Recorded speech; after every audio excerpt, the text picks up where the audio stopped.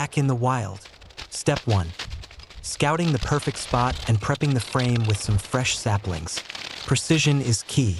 I'm lashing the arches together to create a solid, flexible entry point. Found this fallen cedar. It's heavy, but it's the perfect main beam. A few deep notches, and it's not going anywhere. Moving dirt. I'm sinking the main posts deep into the ground. If the foundation isn't solid, the whole thing fails. Clearing out the back wall and hauling in rocks for the base. This is where it starts looking like a home. The base is set. Follow for part 2 to see the roof go up.